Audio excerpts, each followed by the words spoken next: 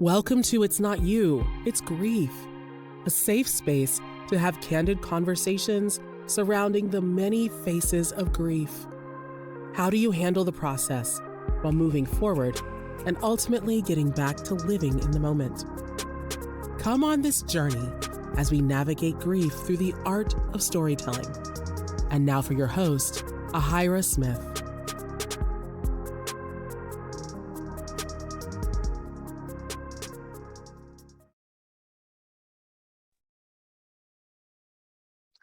Hello, everyone, and welcome to It's Not You, It's Grief. My name is Ahira Smith. We have a very special guest with us for our part 2 series regarding that of sexual assault. Last week, we were very fortunate to have Ms. Jennifer O'Neill, who is a trauma psychotherapist who was gracious enough to talk about her experience in the professional world of helping those who have experienced sexual trauma. And today I am very blessed and fortunate to have another wonderful person on this episode who's going to continue to have these conversations regarding sexual assault awareness. I would love to introduce you to Dr. Crystal Iris. She is a phenomenal young woman here who has received her bachelor's degree from National Louis University in Chicago, with applied behavior sciences as her major.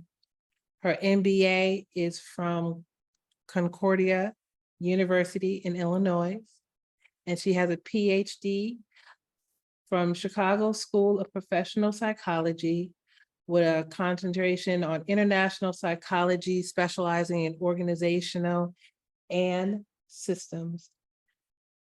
Dr. Crystal Iris is a powerful, inspiring, and thought-provoking person. Those are just a few words that describe her award-winning change. Let me be honest with you. This girl is just powerful. She is just so powerful. She is truly an award-winning change agent. Her selfless efforts promote and empower young ladies and women to overcome their circumstances and have been acknowledged by many notable people. Not only is she a member of the Zeta Phi Beta Sorority Incorporated, she is also an international psychologist, author, educator, speaker, and a certified life coach. She harmonizes her experiences and formal education into creative platforms that serve as a catalyst for change while encouraging people to break their own barriers to be successful, both personally and professionally. Ladies and gentlemen, my listeners, please give a warm applause if you can to Dr. Crystal Iris. Hey, Soror. Hey, thank you for having me. Yes, thank you for agreeing to come on this show. I really do appreciate it. This is something we need to talk about, not just because it's the Sexual Assault Awareness Month, but unfortunately, this is happening far too often, and we're not having the conversations that are needed to really address the issue at hand. So I would love for you to just kind of give a little bit more insight on what it is that you do. How did you decide to focus on this particular area on a professional level, and to, just give us a snapshot on what it is that you do to help those who have experienced such a trauma? Okay.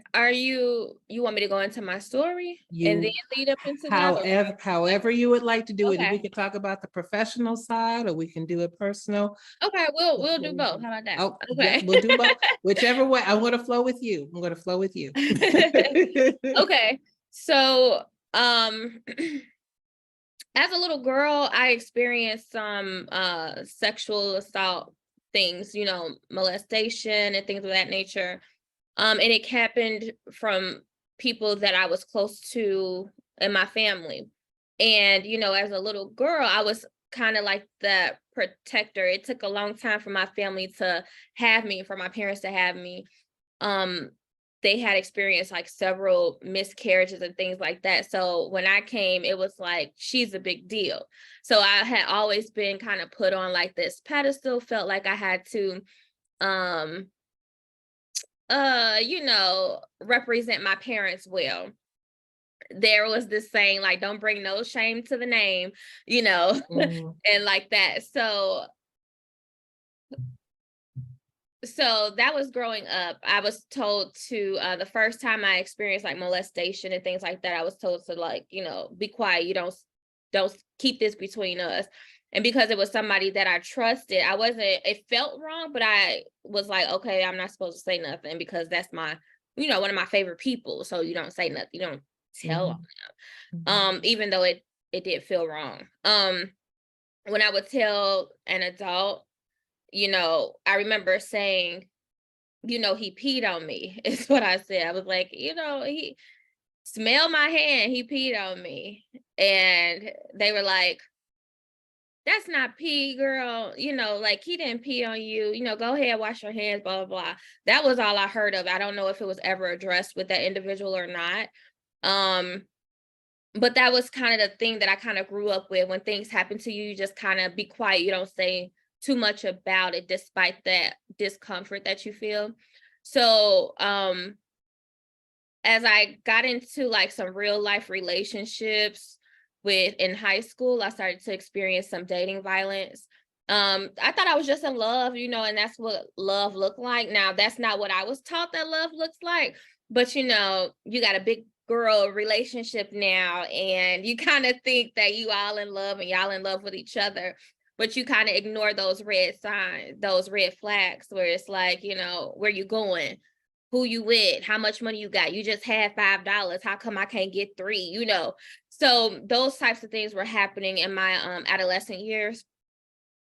Fast forward, going into college, like my second year, I was in a relationship with someone who I absolutely adored, and I thought he adored me too.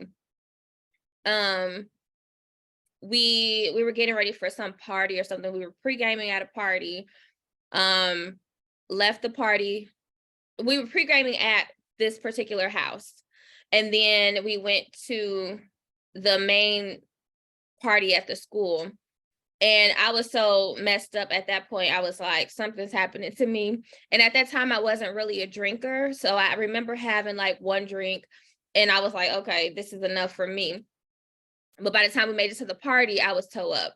And I remember not being able to like dance the way that I usually dance, or, you know, socialize. And so my friends took me, and it was like, we gotta go. And I was like, just give me something to eat. Well, I couldn't eat my food. They took me to McDonald's and was like, Crystal, eat. And I couldn't eat. So they took me to my boyfriend's house. And that's where we had originally pre-gamed at. Like, naturally, that's kind of what you do. Okay, look, take care of your girl. Something's going on with her. You know, you fix her, look after her, or whatever the case is. So I remember going down into the basement, and he was upset that I was tore up. And I remember him like hitting me upside my head a little bit. And then I remember my friends saying some stuff like, don't be hitting on her, you know, so they kind of like roughed him up a little bit. And then I was asleep. I woke up to him anally raping me. And that was something that I had never given permission to do. You know, he would ask me for like these sexual favors and things like that. And I would be like, no, I don't do that, all that stuff. So I woke up to that happening to me. The next day, I didn't know it's like that thing where you know what happened, but you don't want to accept that it happened. One, that's my boyfriend, right? So it's like, is this really rape? Is it really sexual assault if we are like in a relationship? And what it really comes down to is like, absolutely, like it's rape. You know, like, you wasn't in the right time, you wasn't in the right space to give permission, to give consent. And then secondly, even in your sober mind, you would never agree to that. Despite how many times you've been asked, it's always been no. So did he take advantage? Absolutely. And so that was something that I had to kind of live with, or I felt like I needed to live with for the next few years, because I know my family and I know who my friends were. I had some some heavy friends on campus where had I told them what would happen, the boy probably wouldn't be alive, so it was that type of thing. And I know, right? But in my young mind, it's like that victim mindset where it's like, you care about a person and you thought they cared about you. But remember, that's just it was a weird mindset that I was in. So I kept that with me for a while. I hadn't said anything for 4 years. It put me in a depression, and I left school and I went home to my family. And I was like, this is where I feel safe at. I feel safe with my family. So I went home, and I remember asking God, I was like, it's gotta be a reason why I had to experience this. Like, tell me, show me something, because these types of things don't happen to me, and I didn't think that it happened to other people in our family. So I finally got this intuition or epiphany or vision. I like to say God put it in my spirit, and it was like I had taken a nap, and when I woke up, I had remembered my dream, and my dream was all of these girls and women coming to me, and they would come ragged or, looking a certain way. But when they left me, it was almost like they had gone through a car wash. They were renewed, restored, and they were better, and they were helping other people who were just like them. So my sister now comes in the door running, and she's like, Crystal, my friends are out here and they doing stuff they don't have no business doing. They having sex with people. They have unprotected sex, that, and da. She's like, we got to do something about this, but you got to do it. And I said, who got to do it? So that was my confirmation. Like, okay, this was definitely a divine thing that God responded to immediately. It was like, God, what am I supposed to do? This is what I want you to do. You got to fix these girls, fix these women, and your sister gonna confirm it. So that's kind of how it went. From there, I started this girls organization called Hey Girl, Girls Under Reconstruction Accomplishing Life. And initially I thought that it was going to be an organization that despite your circumstances, you would still become successful. Like no matter what traumas or challenges come through, we would talk about the real issues. Yes, we're talking about dating violence. We're talking about teen pregnancy. We're talking about STDs and, violence. And we were talking about the real stuff for girls 10 through 18. And at that time, I was just graduating college. So I was like, I was probably like 20 starting this organization. So I don't know much. I just have my experiences to kind of go into. So I started my organization with that. I had not yet shared my story, but I was able to relate to the girls. And then from the girls that would go and tell their mamas started coming and was like, help me, So from there, we started I went and got my professional life coaching certificate. I didn't even know what a life coach was. I was having a conversation with one of my friends, and she was saying, she was like, I really like what you're doing with Hey Girl, so tell me more about it. So as I'm telling her what we do, she's like, oh, that's like a life coach. And I'm like, what's a life coach? So another vision came to me that night, and there was me standing there, and above my head, it said life coach. The next day I met a life coach, and she was like, how can I help you? I said, you a life coach? She was like, yeah. I said, I think I'm supposed to be a life coach. So when she told me about life coaching and all of those things, I was like, wow. So now I'm a life coach. And then I went and got my, then I felt like it was time for me to start healing my own story. So through my platform, Hey Girl, I started to share my story through a blog. And baby, they were saying, I think the hottest show out was like Bad Girls Club or something, where there's like this high anticipation for the next episode. People were like, for them, I think it was just a good story.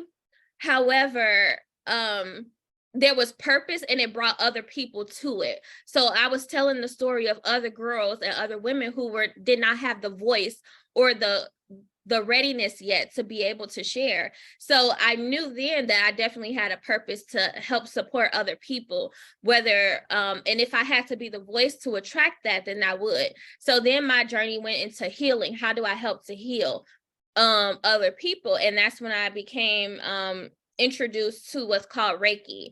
And Reiki is an alternative, it's an alternative medicine practice where we shift the energy in the body. So we have the belief that God's love or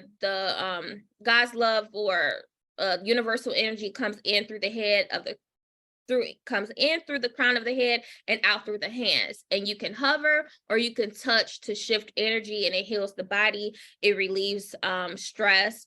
It helps to relieve anxiety. It helps to heal from the past. And that was the biggest thing that helped me to that, in conjunction with therapy, because once I told it, then it was a floodgates of stuff started happening. And now my family know, my friends know, they want to know who and what, when, and who we got to fight, who we putting under the jail. You know, it was all of that thing, all of those things that I felt like I had dealt with, but it was coming up all at the same time. So between Reiki and therapy is what helped me to get to where I am now. So that was a long story, sis, but that's where we at with it. First of all, I thank you for sharing your story and your testimony, and I'm going to do my best to keep my emotions at bay. No, come on, we rolling with it. Because I have mixed feelings. I'm like, I want to know who it is, because I know some people in Chicago as well. Right.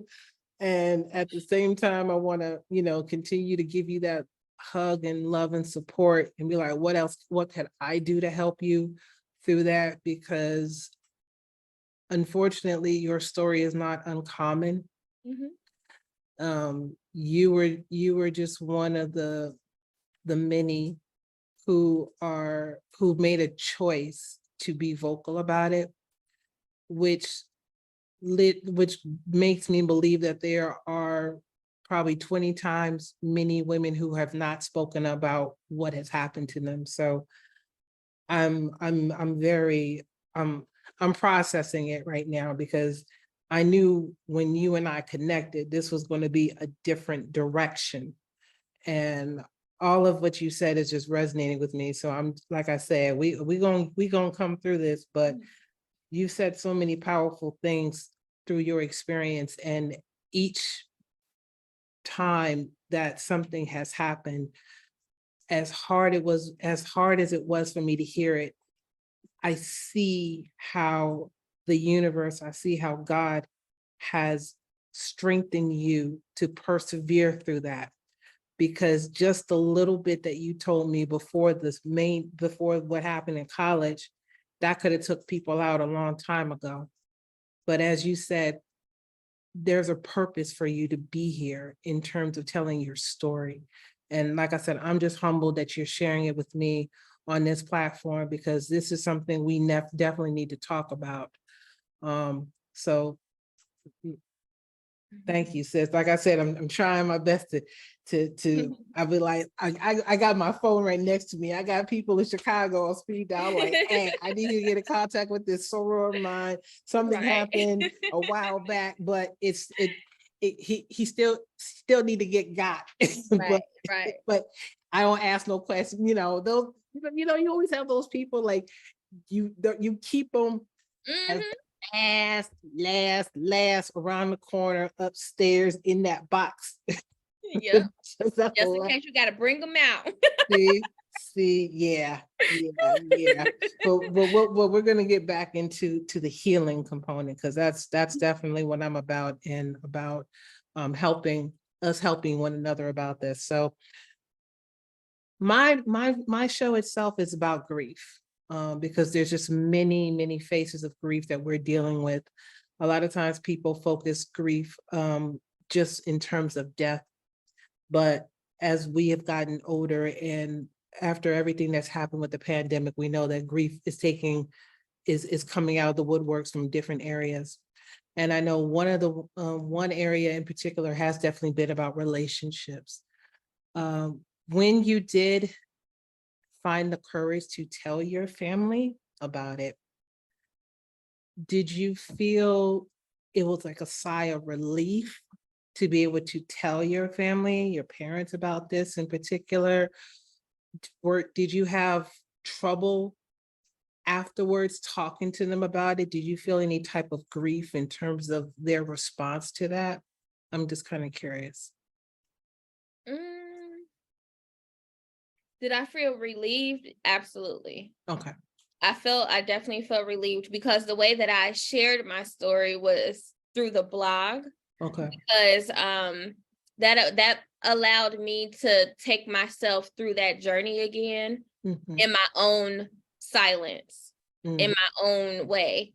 Because the minute you say something vocally to somebody, it's a lot of questions that's coming up. Like, if I want to share my story, let me share it and you read it and then let you process it and come to me. So, because I know my family, the minute I start having the conversation, hurry up, who is it? So that's going to interrupt my flow. So I did it differently. I wrote, and that was healing for me. And then I put it up on the Hey Girl blog. Okay. And so everybody saw it at one time, had my family read it, had the community read it. Like, it's out there now. Right. So now I'm ready for your questions. Right. Right. I had to tell my story before you interrupted it. So now it's out there now. Yep. Got it. Got it. So did I feel relief? Absolutely. I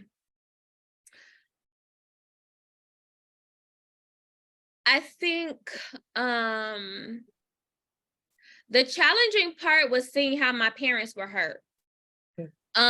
Because from a parental perspective, they're looking at this as I wasn't there to protect my child when she was going through this. They didn't see it from my perspective as I'm not bringing no shame to the name. And I felt like if I had said that, oh, Crystal went out drinking and this is what happened, like I put a lot of blame on myself for that situation even taking place, because I was underage, shouldn't have been drinking in the first place. But my question has always been, did I drink too much or was I drugged? I don't recall drinking so much where it would have put me in that place. You see what I'm saying? Yeah. So I can't say, oh, I was drugged and I have that evidence. I just say I was drinking. Like, that's the accountability that I have to myself. Okay. I do not blame myself for the acts happening. Okay. I don't blame myself for the act happening. Good.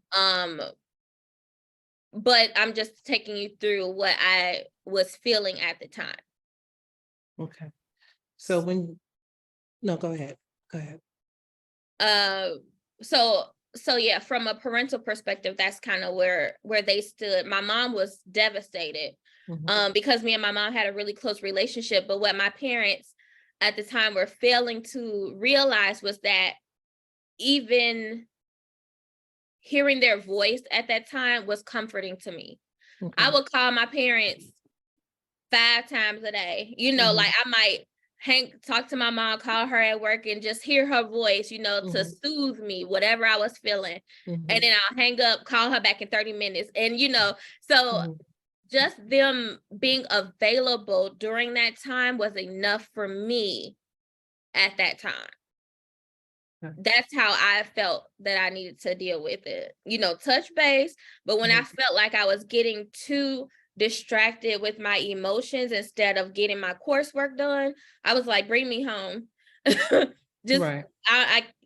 College did not go the way that I anticipated. Okay. So for me, that was devastating to me because my whole life, I wanted, college was supposed to be the thing, right? You build up these relationships and you find love in college and all of these things. So I kind of grew up excited about college, but Mhm. that was stolen from me Mm. my second year. Okay. Yeah. So if I may ask, so you told your parents about what happened at college. Did you share with them what happened when you were younger Oh as yeah, well? I told it all, You girl. told it all? I told Okay. it all, girl. They Okay. wanted to know what family member and everything. Okay. Okay. Mhm. So they knew everything from that blog that obviously um it helped you get your voice out regarding that, and especially telling those that you love and your close friends about it. Can you recall from maybe the time that you were little to even after the assault took place, can you recall what what triggered you to possibly have the grief that was associated with that assault? Was there a certain smell? Was it a sound? Was it For a looking at while, drinks? so with the molesting stuff, I only identified with like the discomfort of what I was feeling in that act, um, from being molested. So that was kind of a trigger, like that anxiety, that anxiousness. Um, but that wasn't something, so I can identify, like if I felt those feelings, then it'll take me back there. But I was able to kind of cope through that. Now, after the sexual assault, that's when I really started noticing my triggers. Um, my triggers at that time were, and still are sometimes, I just learned how to live with them and kind of, cope with them when they show up. But for a while, um, seeing people that look like my the offender, seeing people that look like him, if they wore their hat the same way, if they had the same cologne, or if it was something similar, Mhm. loud music and drinking, or loud music and a lot of men, things like that would be triggering for me. It would take me back there. Yeah. And college, you have like those after stats, it's the house parties, right? So Mhm. those were all triggers for me. If I felt like I couldn't get out, or if I went to any other house parties after that, I'm quickly like, I gotta go. Mhm. Get me up out of here. Like, I'm not staying there. Did you feel inclined to either stop drinking completely, or did it make you want to drink even more just to numb the pain and dull everything that's happened? Mm, at one point, while I was at school by myself, because I had started kind of burying myself in the Mhm. room, Mhm. um, and people would have to come look for me. Mm. So at one point, I did drink more, Mhm. and then I didn't like that. Like I started reflecting on, like, where am I supposed to be? Who am I? Trying to get back to who I was. So that fight, me, uh, the desire to have me back in my full capacity was stronger than me continuing to drink. So I might have my moments where I'm like, I'm gonna just keep drinking, blah, blah, blah. I didn't identify with it being to numb the pain. It was just like, it was like I don't care, like whatever type of thing. It wasn't to numb anything. That's not how I was identifying it. But when I realized I was getting too far distracted with my emotions, I was like, take me back home. Let me go home. I'm not going, like, I still remember, because I went home on winter break and my parents were bringing me back to school. And I Mhm. said, honestly, can we just get my stuff and go back home? I Mm. don't want to stay here. And they Mm. knew that something was up, especially for me to say that I was very involved on campus and everything like that. So when I came home, I really wasn't my best self. Mhm. I was like, can we just get my stuff and go back home? And they Mhm. said, okay. And they waited for me to, they would check in on me to make sure I was okay, but they waited for me to say what needed to be said. Mm-hmm. With such a traumatic experience, I know that there's a thin line between grief, depression, and PTSD. Mm-hmm. Did you identify with the other two areas of PTSD and depression, whether it Yeah, was separately or simultaneously? the PTSD, definitely, I think that came from those triggers. So like if I'm at a party or something, nope, I'm getting out. I'm not I'm not staying there. Right. So definitely PTSD. When it came to depression, when I started burying myself in my room and not going to class, and people have to start looking for me because I'm not answering phones or I'm not showing up to campus meetings and things like that. Yeah, I'm in a depression. So that's why I was like, go home, Crystal. Right. You got to go home. It didn't quite work out the way we thought it was going to work out, girl. Yeah. Did you ever I went home so I can get myself together. Did you ever report it? No.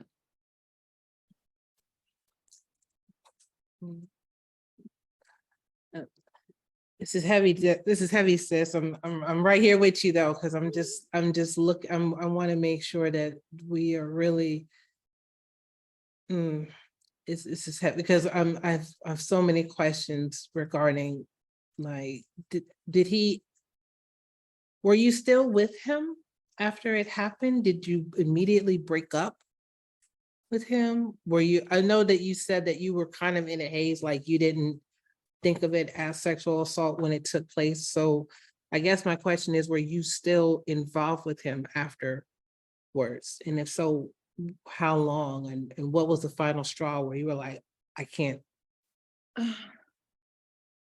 It was one of those things where like you don't totally break up with them, but you distance yourself.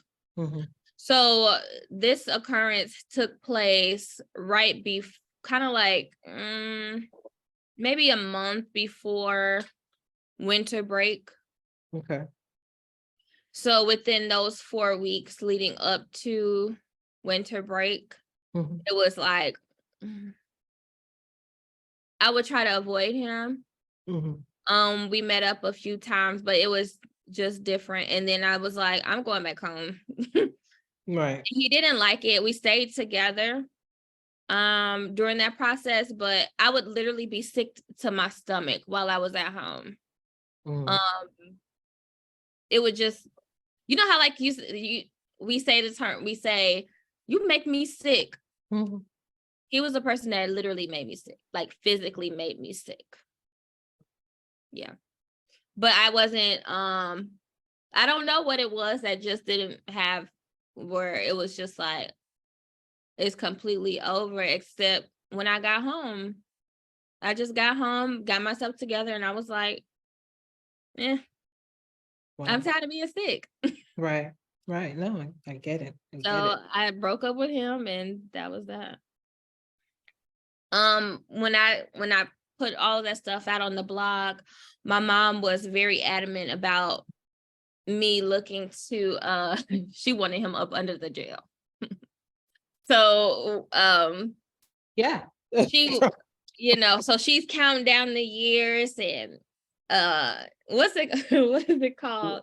Statute of limitation. That statute of limitation. So she's counting down the years. Look, you still within the statute of limitations, and all that stuff. So at one point we did have a conversation through like Facebook to say, I was trying to get him to recall that situation. It was kind of like, hey, I've been healing on some stuff, and I really think that you owe me an apology, for blah, blah, blah.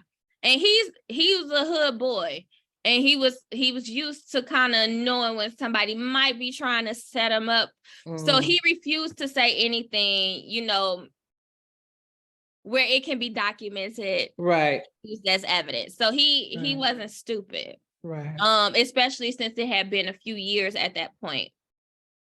So that's as far as it went. Even at that time I had told my mom, I was like, honestly, it's just like, I've dealt with it already. I say it's new to y'all, but I've already processed this. I've already gone through this. I done wrote it out. I done blogged about it. I started this girls organization. I feel like I'm doing what I was supposed to be doing with this information. You know, and then my mom was saying, and my dad was saying, well, what if he goes and do that to somebody else and blah, blah, blah. And I understand that, but at that time, that's not what I wanted. I didn't want to go through court and all that. I didn't want to do that. Right. This is new to y'all. It's not new to me. Right. So I had done my healing stuff, I felt, and that was that. Okay. Yeah. A lot of times when people have experienced such traumatic events, they have a tendency to have what's called hidden losses. Hidden losses can be ranging anything from like trust, innocence, emotional stability, connection with others, control, sense of safety or identity. Do you feel that you had experienced any of those types of hidden losses? And which one do you feel was much more prominent than others? I think actually, And has that shifted from when it happened to where it's now not so much? I would definitely say my voice. Okay. Because I did feel like at one point I couldn't talk about it. You know, it wasn't safe to talk about it. It was actually through Hey Girl, we had a conversation about forgiveness, and we used to have a podcast before a podcast was a podcast, right? So we had this like TV show, and I had brought on some pretty powerful people to talk about forgiveness. And that was at this time, the blog is out, so people know about the story, but I had not vocally shared the story. So that was the first time that I had vocally shared the story, and I broke down on the show. And my mom was saying, forgiveness is not, oh, so funny. But she's like, you don't have to forgive nobody. You know, you don't have to forgive nobody. That's God's business, not yours. You know, so my mama was heated. You know, she's absolutely, you know, she has a reason to be heated. But I really was in a space where I wanted to have my power. I felt like I was buried under that. So I knew that I had started this platform for the girls, and the girls knew that I could identify with them. So they would tell me all of their secrets. I still had not shared anything with them about what I had experienced. They was just like, you know, Big Sis is really nice to talk to. Like I just tell her everything. And I wouldn't tell them nothing. I would not share that story with them. It wasn't until the blog came out and then more girls and women were saying, you told my story. Thank you. You know, this happened to me before, and I just didn't have the courage to say anything. So I appreciate you telling the story. And so when we did the blog, we did the forgiveness talk show and things like that, that's when I felt empowered. I felt like, you don't have my voice. Like, you not taking nothing else from me. So it really was something that I had to do for myself, you know, because I used to feel like if I spoke publicly about things, then I would oftentimes like lose my words, or I didn't speak right, or, you know, all types of stuff. I just felt like there was a part of me that felt like Crystal is supposed to be like this at this time in her life. Crystal is not right there where she's supposed to be in her life because of this experience. So when I think back about that original thought process about, hey girl, my original thought was, despite your circumstances, you can still have success.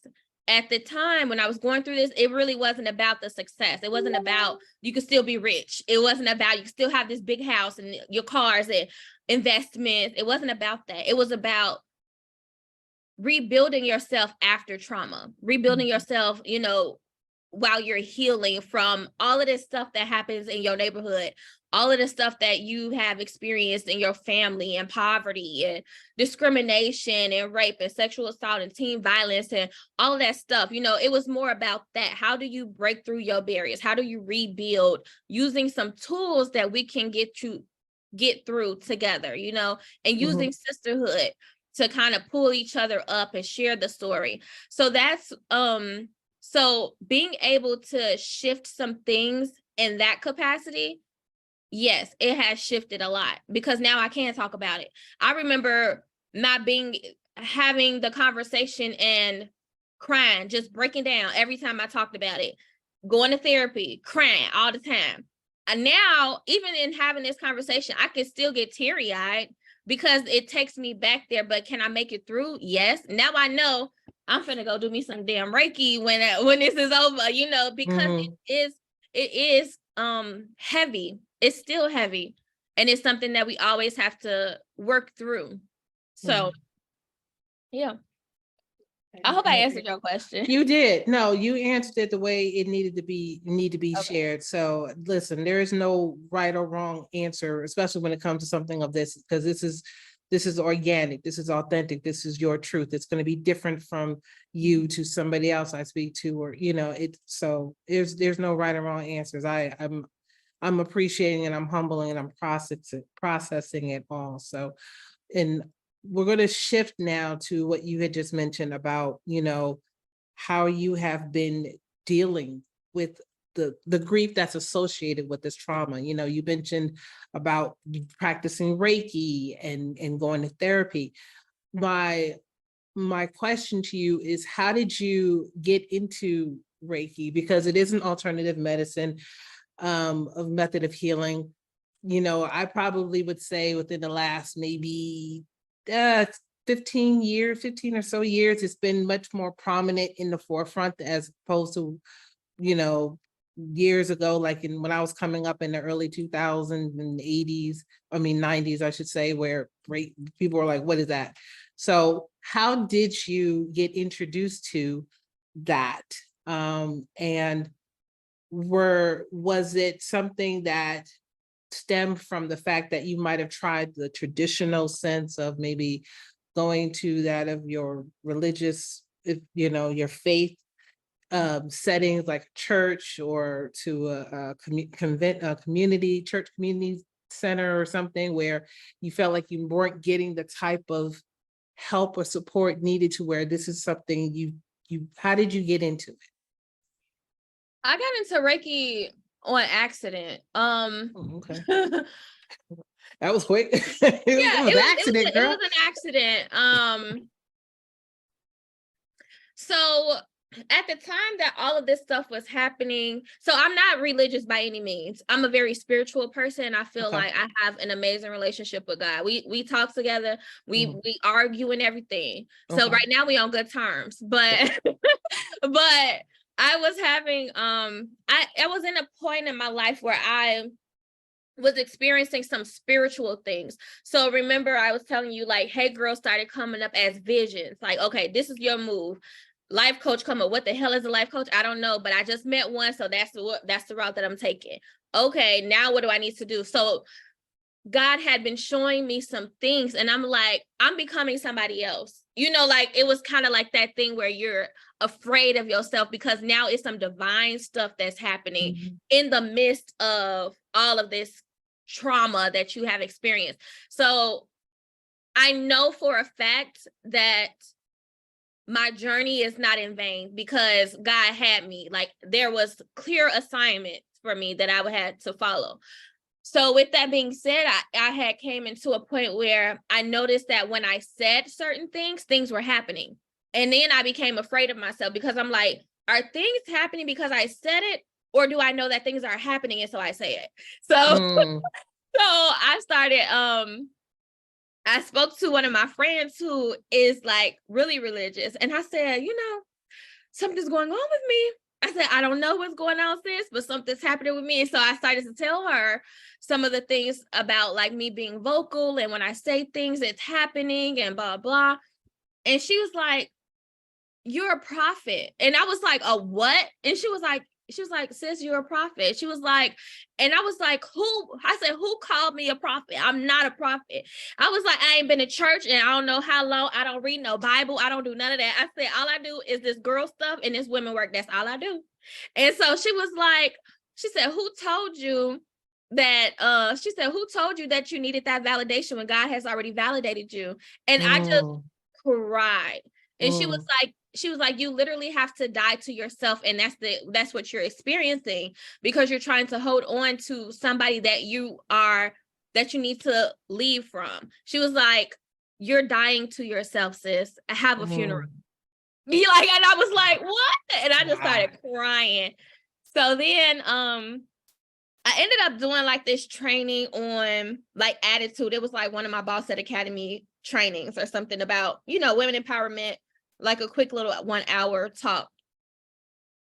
And I did that. And when I finished, one of my professors was on the call and she called me and she said, Crystal, you know, it's a lot of wonderful things that you're saying that resonates really well with Reiki. Have you heard of it? And I'm like, no, what's Reiki? So she was explaining about how it shifts the energy and, you know, in the body and all of that stuff. And she was like, is that something that you'll be interested in? Because I'm a Reiki master teacher. And I was like, it is something that I would be interested in. So let me, you know, do some research. Well, I did my research and they made it seem like it was the devil's work and it was so evil and all of these demons will come after you and all this stuff. And I was like, that don't sound good. So I had put up, I was like on social media, I put something out there about Reiki. I said, do y'all know about Reiki? And then they referred me to this other woman. She is a spiritual teacher for me now. Her name is Lotus. And Lotus is thebomb.com. She know all that spirit stuff.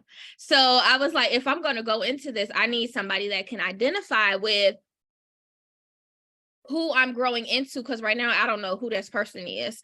So I understand the concept that I have to die to this person that I was and kind of like reconstruct into this new, more divine person. But who the hell is that? Because I don't know her, you know? So I needed somebody to kind of guide me into that. So I spoke to her and she was like, I honestly think you should do Reiki for several reasons. You should do it because yes, it's going to help you. I wanted her to do Reiki on me. And she said, yeah, but honestly, I think you should do it for yourself because the healer has to heal self first. And then you can heal other people and blah, blah, blah. And she started explaining it to me. And from there, that's how I got introduced to it. And I never left it. Wow. So how long have you been practicing Reiki? I've been doing Reiki since 2007. Oh, wow. Okay. So you definitely that master. It's one of those things where, you know, when you join an organization, not mentioning anyone in particular, but, you know, after a certain like 2-3 years, people call you an old head and be like, that's not an old head. Right. But, you know, when you get to that 10-year mark, then you can feel like you're an old head. So, but the fact that actually, I'm sorry. It wasn't 2007. I'm mixing it up. I'm like, I graduated high school 2006. I think it was 2017. Okay. Yeah, okay. 2017. Okay, so you're kind of on the other. You're getting up there. Okay. Yeah, I'm getting up there. See, okay, 2000. Okay. So right now I'm a Reiki master now. Okay. So I've done 3 levels of Reiki. Okay. Now I'm curious. Is there what other type of what type of self-care do you do besides Reiki that you participate in, especially when you're helping other survivors of sexual assault? Because I'm sure that you might incorporate Reiki maybe in the sessions that you're interacting with with other people. But what other type of self-care do you do when you are hearing all these different stories? Like, what do you do to kind of help process all of that you're hearing? I do Reiki. She's like, I just do the Reiki and I listen to some good music. I'm straight. I do Reiki. Okay. I do Reiki. Sometimes I do speak to my spirit mama. Okay. And I am still in therapy. I'm in therapy now. So I have a new therapist now. Okay. So I speak to her. I don't tell, people business, but I just, no, you need it for yourself. Self-care, therapy, Reiki. If I need to take a walk out here, I feel really good about being in nature. Okay. Yeah. So taking walks or being by myself, despite what people think, I am introverted. People don't believe me when I say that, but I do have to recharge my battery after doing too much peopling, as they say. Yeah, listen, do you feel that were you always an introvert, or do you feel like your introvert self was heightened because of the pandemic? I'm kind of curious about that when I hear people say that they're introverts. Were you always an introvert, or do you feel that it was heightened when the world shut down? Introvert. I've always been to myself, but I think coming out of my shell and starting to vocalize. So I used to have this thing when that experience happened to me, I felt like people could see it. Like when I show up, it's like, oh, that girl, something going on with her. I always felt that way. So I felt like I was being judged all the time. When I started to vocalize, okay, well, this is who Crystal is. This is what happened. I can accept that this is my story and this is my calling. This is what I have been doing. So once I shifted it and took my power back, that allowed me to be more extroverted. So when people see me, they say Crystal is extroverted. I don't care what she say. I'm not. I'm introverted, but I know how to be extroverted when I need to be. Gotcha. Yeah. So I've always been introverted, like pretty quiet, into myself, but I've become way more vocal now. Okay. The pandemic didn't have anything to do with me being introverted. I was grateful for the pandemic, despite, outside of people, outside of the loss and stuff like that. I was so happy to be in my house. I was so happy to just be me and my husband, I get I was that. happy about that. I didn't have to go be bothered with nobody. Yeah. I didn't have a problem with that at all. Okay. Hey, and I've heard that from multiple people when they said, look, that pandemic was the best day. I'm like, when's the next one? So I can stay home? Bring it back. Right. Somebody said, they're like, when's the next one? I'm ready. I got my weighted blanket on and everything. I am good. So right. Oh my goodness. So you shared with that, you mentioned how you shared with your parents, your family and friends about what's all happened. And you just mentioned that you are married. How was that how was that story told to him? How was his response to it? Was he like, I got my shot, I got my gear ready, let's fight? Like, what was that like? Did that put him in a pause for a minute to kind of figure out how to approach you, or? No. Okay, so my husband is a weird person, okay? Like he does comedy and film. Okay. And when we first met, he did a lot of risky material. So a lot of stuff that challenged, like women, some things that could be borderline sexual assault or, was sexual assault and stuff like that. So where I can appreciate his purpose, I was also kind of like, does this conflict with mine? Because I'm all about women empowerment and stuff like that, right? So I told him he needed to read my book. And so we had this moment where he would tell me like all his stuff. I had to watch all of his movies and sketches, no matter how bad or ratchet they were.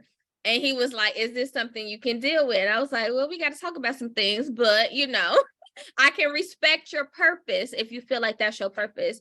And the sketches that he would do, it had good intentions, but it came out, he did risky material to get the laugh. Mm-hmm. But it had, for instance, it might be like a sexual assault or a sexual harassment sketch. But in the sketch, I'm looking at what you're doing, and that's a little bit, I don't know about that, you know? So Right. I had to talk that through him. So we came to a consensus where it's, his material is not necessarily exactly the same.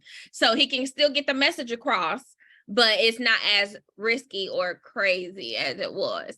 Okay. So I had him, so while he was sharing all of his material with me, I had him to read my book. I said, specifically this chapter.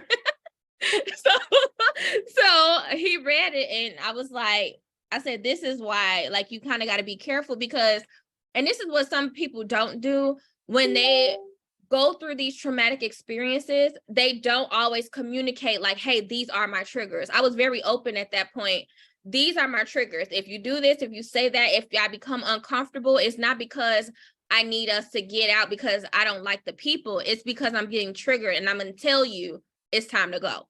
So that was, those were some conversations. Luckily, my husband is introverted. So despite his platform looking like he's all out here acting crazy, he is not. He is very reserved and quiet, and he don't like to be around a lot of people either. So the chances of us being in like huge crowds where it will trigger is not going to happen. So, so I was very open with him about, you know, what triggers me, and he was very supportive of that too. Awesome. And he know how to ask questions like, is this going to make you uncomfortable if we do XYZ? Or, you know, he's even down to like touching, you know how like you walk past and your husband might touch you or something. Mm-hmm. So at the beginning he would ask like, you know, does that make you uncomfortable? I'm like, no, you can touch me, you know. Yeah, get that elbow right there, boy. Get that elbow. Get that elbow.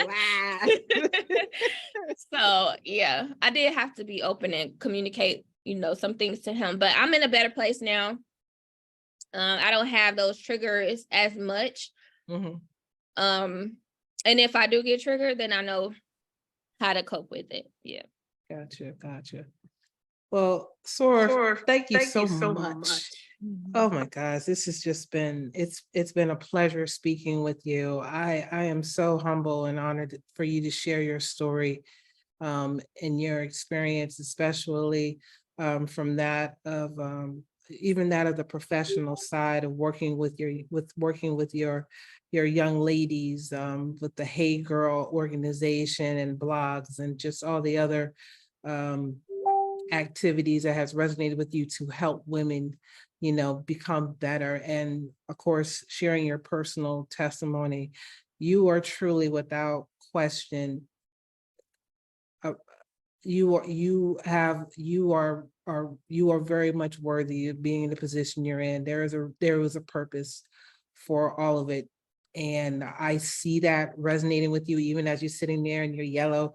I'm seeing a glow, and I'm just like, okay, there's something that's really truly manifesting with you in general. And I'm super proud to call you my soror, and I'm just so humbled that you shared this with me, because again, there was moments when you were telling me, I felt like a big sister. I'm like, yo, who about to get it? Right. I don't care. Right, Mom, stay on that statute of limitation. I got my, you know, I was feeling that. And at the same time, I'm like, wow, you are speaking for so many of us women who can't speak out, you know, and that's a true testimony, because that's a lot to carry on your shoulders. And like you said, you're like, me, a prophet? What? No, I don't want to do all this. But then it's a calling that has been placed on you to where you just, it's a gravitational pull. You're like, I'm going where the energy is flowing me to go. So I appreciate it. If just for the last few minutes, if there was one, I don't want to say piece of advice, but if there was something you wanted to let the masses know when it comes to sexual assault survivors, when it comes to the grief that unfortunately it's intertwined in such traumatic events, or just even the support systems that are out there for those who had to hear such stories like you shared.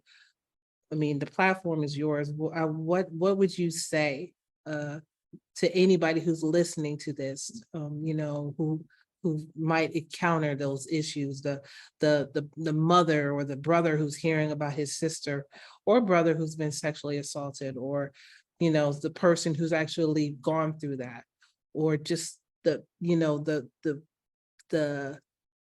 nitty gritty of what's going to come about into getting towards to healing yourself. Just, you can speak on any of it or just one of them, or it's up to you.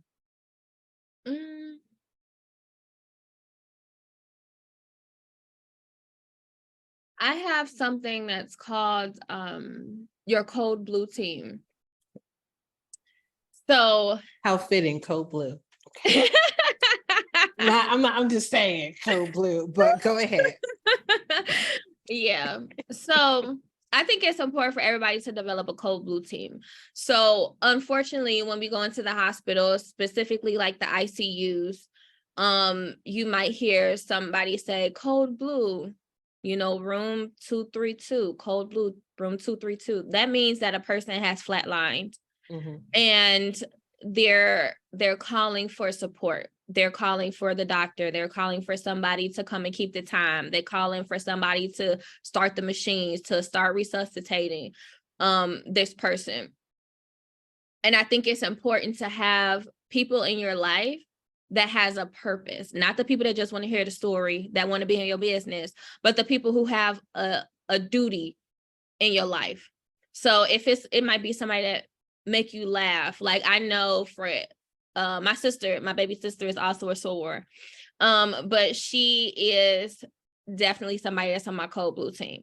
So if I feel like I'm down in my spirit, maybe something did happen that triggers me, or maybe it could be something that's not even related to sexual assault. I'm just feeling down. I'm feeling like I'm at ground zero. I can call my sister and she's gonna make me laugh. She's gonna be the one that speaks some life into me. I can call my mom, I can call my dad, I can call my brother. And unfortunately, some people don't have the people that you would think have an assignment to support you. I know, like when I do this with the ladies in the Boss Ed Academy, the women that I work with, Break Your Own Barriers, we do this activity where we assign people duties. Like, what is this person for? What is their purpose in your life? How do you develop your Code Blue team? Who are they? What they do? When you call them, what's their job? Unfortunately, it may not be your mama. It may not be the boyfriend. It may not be the sibling. And so that sometimes is hard for people to accept, but it's okay for you to have people in your life that you can call. And, and sometimes it's a hard pill to swallow to know that you can't call your mama and your mom gonna come through, or to know that you've been in a relationship with somebody who has no purpose in your life other than to give you some good, so, but, and sometimes that's needed, when you flatlining, but. Well, that's another conversation for a different time. Okay. But you also have to evaluate the people that's in your life, right? And say, like, in what capacity do I need this person? Mm-hmm. And so I think that's important. When you're feeling low in your spirit, when you're feeling that there is something that you need something, you got to know who to call and what is their job in your life. And that has been beneficial for me. So when I felt like I was flatlining because I didn't know who the hell I was becoming, I called my friend. I'm like, mm-hmm. Hey, this is what's happening. It might be a minister. It could be your therapist. It could be a good friend. It don't have to necessarily be a family member. So I would leave that with people when you are on your healing journey. Just make sure the people that you are surrounding and that you're sharing with have a duty to come. When you call them, they have a duty. It's not just to hear my story and go tell my business. That part right there. Man, I can't listen. We're going to continue to keep in contact with each other because I'm all about supporting my sisters and my brothers, but I'm definitely about supporting my soror. So really quick, if you got a few more minutes left, by all means, what do you have coming up? You have any type of programs? Is your Hey Girl blog still up and running? Is it become a podcast? Like what's coming up for you? What a couple events coming up so we can support you. So right now, I do not have Hey Girl right now. Hey Girl has developed into the Bossette Academy where I work with women. Okay. So I help women to break their own barriers. The work that I do with the girls now come through what's called LIGHT, Leaders in Transformational Education. So that works with it's both gender, well, all genders, I should say. 16 through 24-year-olds, helping them to get college and career readiness. And with that sometimes comes the mental health components or healing stuff because, so we partner with organizations to provide wraparound services. With this being Sexual Assault Month, Sexual Assault Awareness Month, we are doing a toiletries drive, and we've partnered with an organization to be able to give away self-care kits. So that's what we're seeking donations for right now, some toiletries and funds so that we can create these kits. So that's what I have right now. My heart has been in wellness programs. So I am an extreme hip hop step instructor along with my sister. So we help people to break their own barriers that way through health and wellness. That's my heart. That's my love right now. So okay, so just so I'm clear, you are a stepper, you're not a stroller, correct? So you is I stroll too, sus, but I'm just asking. I stroll too, but in this capacity, what I'm talking about, I'm a fitness instructor and we do extreme hip hop step. Okay. That's all I was asking because I know you young and love to stroll and it's glide and slide. Right. I'm like, look, I need the steppers where you need some Ben Gay afterwards that put on your knees and stuff like that, and knee braces. Those are the ones I want to kick it to. It may not be on the right footing, but anytime I see a knee brace, I'm like, oh, you're a stepper. That's what's up. But Dr. Crystal Iris, thank you so much. And again, I definitely want to I want to bring you back on the show down the road. We might have some other conversations, may not necessarily geared towards this particular topic, but something continuing about helping women and men just find their own blue code blue team of support. So I'm definitely about that. But thank you so much for sharing your story with me, sister. I am very humbled and I take it lightly, and I know the people who are listening to this will definitely it will resonate with them one way or another to start having these conversations with their family members, especially, the semesters are coming to an end. A lot's happened throughout this whole semester that people might not have been aware of, but now maybe hearing this conversation will be like, look, let me talk to you for a second, because I know that there's been a shift. Is there anything you want to talk about? Do we need to look at some additional support therapy, or do we need to get the law involved? So, I really do hope and pray that anybody who has gone through such a act of violence, that they do seek help, that they do call the police, that they find their team to help them get through it. Because as you said, it's not something you can suppress, it's not something you can get over or get around or get under it. You have to go through it.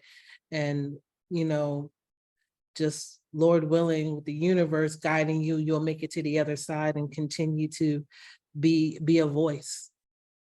Continue to be a voice. So again, thank you so much. So honored. I'm so honored. And for everybody who's listening and watching this video, thank you again for joining us on this episode. It's not you, it's grief. Again, we're here to provide as much information as we possibly can. Please be on the lookout for the episode description, where more additional information will be posted there for those who need to talk to somebody about sexual assault trauma, violence that's been done to you. We're here to help. And so with that, I pray you have a blessed day, a blessed week, and I continue to just strive to be better and get well. And other than that, we'll take care. See you later. Thank you so much. You're welcome.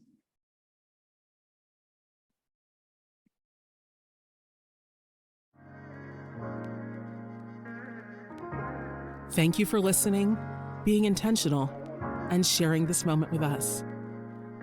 We at It's Not You, It's Grief deeply understand the many facets of grieving, and we want to make sure we can be here for you.